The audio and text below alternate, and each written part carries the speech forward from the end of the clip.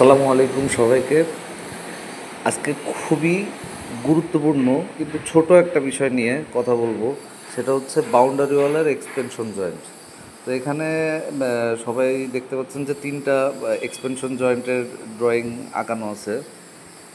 তো এখানে প্রথম যে জয়েন্টটা দেখতে পাচ্ছি, এখানে একটা কম্বাইন্ড ফুটিংয়ের উপরে দুইটা কলাম পাশাপাশি দাঁড় করানো হয়েছে। গ্রেড বিমটা একসাথে জয়েন করা আছে, এভাবে করা হয়েছে। আর পরের দুই নাম্বারটাতে দুইটা ইসেন্ট্রিক সিঙ্গেল ফুটিং দেওয়া হয়েছে, কিন্তু গ্রেড বিমটা একসাথে টানা দেওয়া আছে।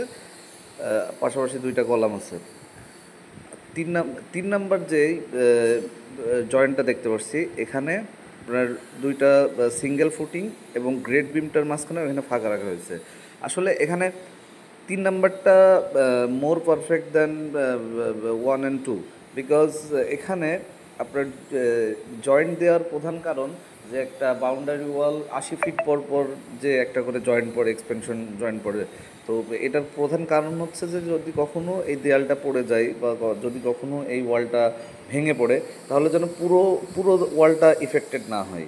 একটা নির্দিষ্ট অংশ ইফেক্টেড হয়, পড়ে ভেঙে গেল বা কলাপস হলো, তাহলে নির্দিষ্ট একটা অংশ কলাপস হবে।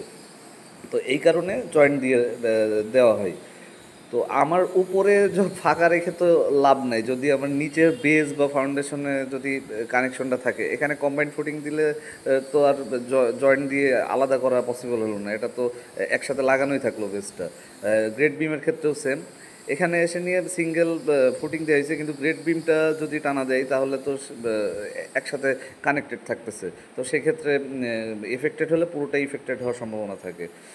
তিন নাম্বারটা মোর পারফেক্ট বললাম কারণ এখানে এখানে দেখেন পুরো টানা একটা জয়েন্ট থাকতেছে, এর উপরে কলামের মাঝখানেও ফাঁকা থাকতেছে, গ্রেড বিমের মাঝখানেও ফাঁকা থাকতেছে, এবং দুইটা সিঙ্গেল আলাদা আলাদা ফুটিংয়ের উপরে কলাম দুইটা দাঁড় করানো আছে। তো এখানে বেস থেকে শুরু করে উপর পর্যন্ত কোনো জায়গায় আর কি আপনার জয়েন্ট নাই, এই আপনার হচ্ছে একটা আরেকটার সাথে কানেক্টেড না। তো দ্যাটস ওয়াই এই জয়েন্টটা more perfect than one and two.